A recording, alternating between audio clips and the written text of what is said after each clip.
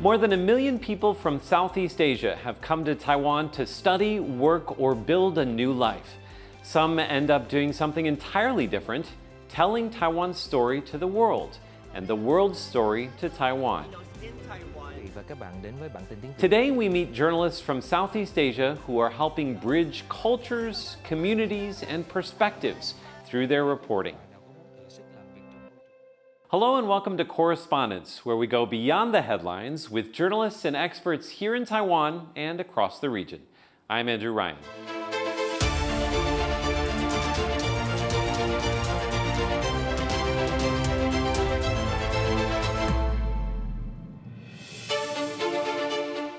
Taiwan's stories matter far beyond its borders. But who tells these stories? For a growing number of Southeast Asian journalists, Taiwan is more than a place to study. It's also where they found their voice. Today, they're reporting on Taiwan for international audiences, while bringing regional perspectives into the nation's media landscape.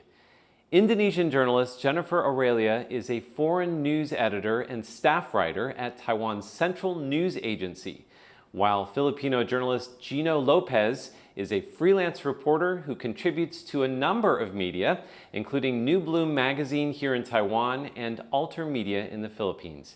Jennifer, Gino, thank you both for joining me today.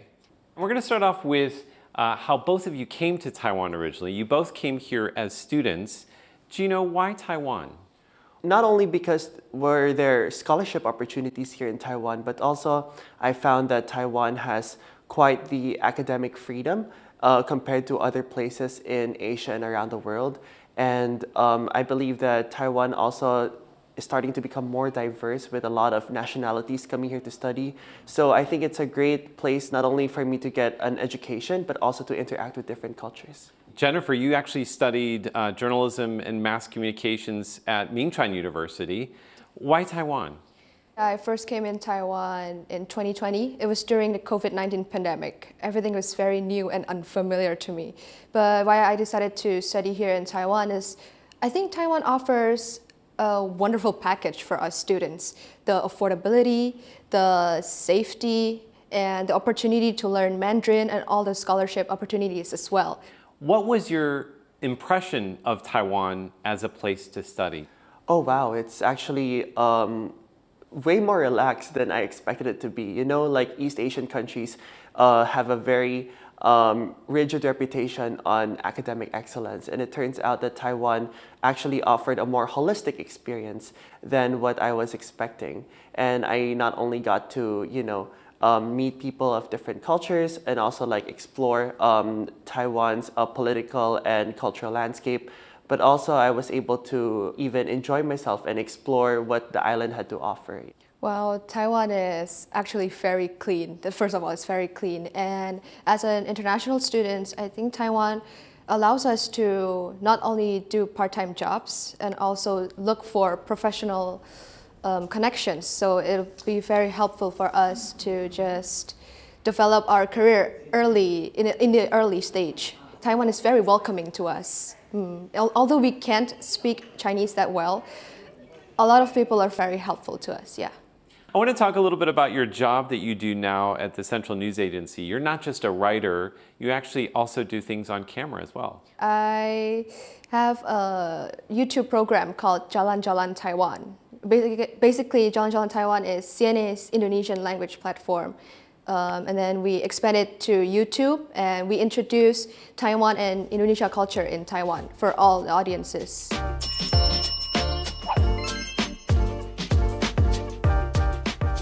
Halo teman-teman, kembali lagi bersama saya Jennifer di keseruan merayakan Hari Ulang Tahun Kemerdekaan Indonesia. Kembali ke fitrah, mempererat silaturahmi dan merayakan kebersamaan.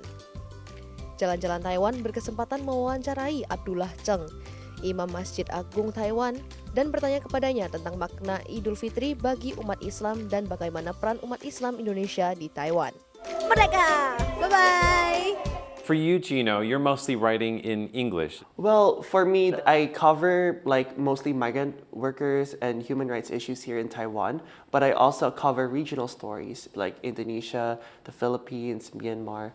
What are some of the biggest stories that you've covered recently, stories that really resonated with your audience? Well, recently there was this company in Taiwan that was found to have forced labor conditions and that they were mistreating their migrant workers. And so I actually covered that for multiple media outlets in the Philippines and here in Taiwan to sort of like amplify their voices. The company sort of, when the story first came out, they started scaling back some of the restrictions they had and some of the forced labor conditions that they were imposing on the migrant workers, but also more Filipinos were starting to become aware about their rights because they actually said that, oh, that actually resonates a lot with what we're going through. And perhaps maybe if they're fighting back, if they are also raising their concerns, perhaps we can as well.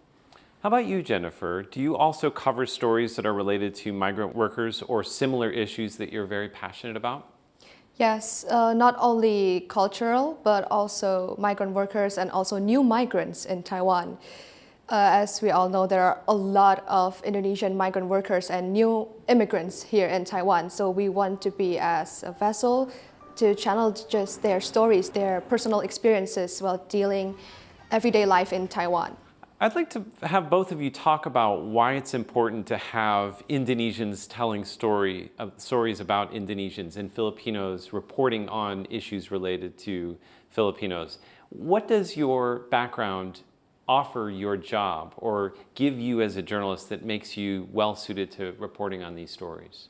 The fact that we grew up in the same country as our compatriots who are here, we share the same culture, share similar languages, and we share the same cultural nuances, that allow us to have an easier connection with these migrant workers, with these new immigrants that are coming here. I believe that all of these offer an advantage in our reporting and allows us to connect with them deeper. Because I think that when we cover these stories and we want to help uplift others, it is very important that they, the people we're reporting us, also trust us enough. Immersing ourselves within the people that we report about is also very important. Sharing the same cultural background, and especially the fact that Southeast Asians make up the largest ratio of foreigners here in Taiwan. Jennifer, for you, do you also feel that being Indonesian helps give you an in when you are trying to find people to interview?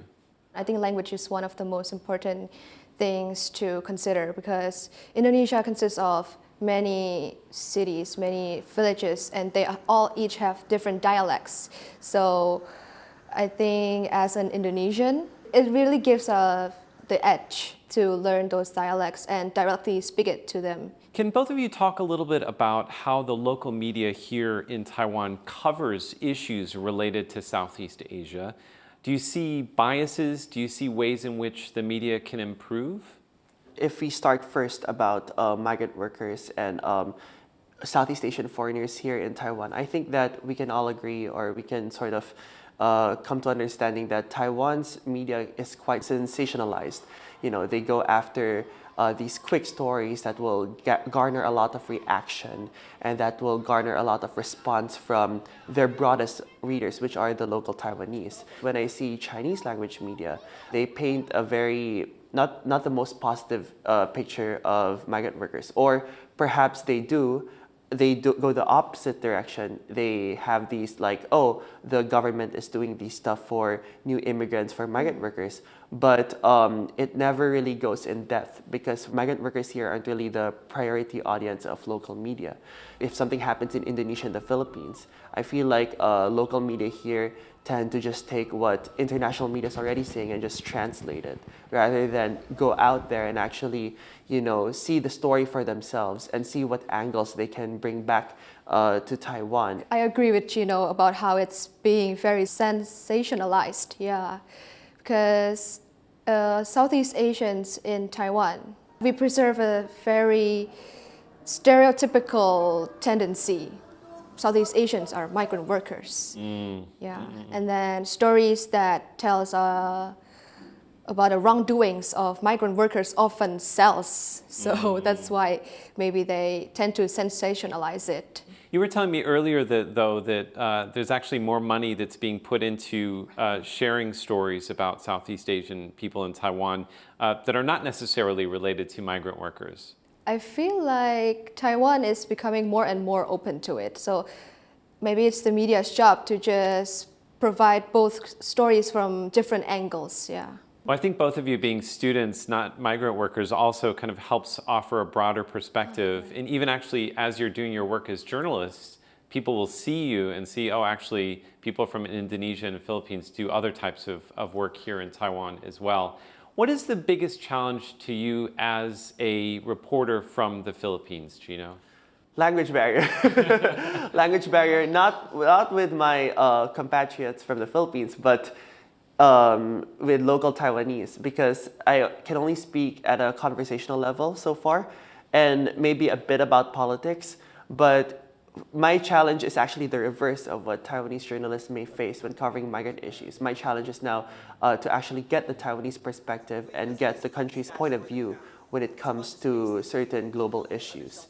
The thing about me being a freelance journalist is that I do not have any institutions to give me resources. I have to find those resources by myself. I have to send out emails. I have to, make connections on the spot, even though I have very shabby Chinese. Jennifer, what is the biggest challenge for you as an Indonesian journalist here in Taiwan? For example, we're going to report on a protest in front of the Ministry of Labor. Of course, we need to write about two different angles, the protesters and the Ministry of Labor officials. We need fluent Chinese for that, yeah. If you could make a wish for the future of reporting on Southeast Asian issues here in Taiwan, what would it be?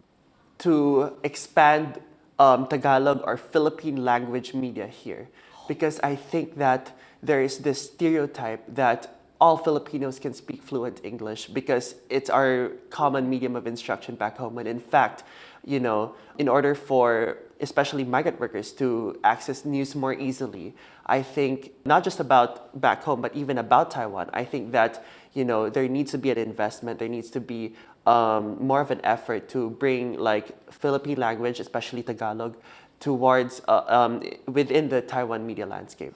When we first hear Taiwan, we always resonate Taiwan with geopolitical issues. So I think it's best for us journalists, Southeast Asian journalists, to just report Taiwan culturally, and all the soft sides and the good sides of Taiwan needs to be heard overseas as well. Well, thank you both for joining me. Again, we've been speaking with journalists Jennifer, Aurelia, and Gino Lopez.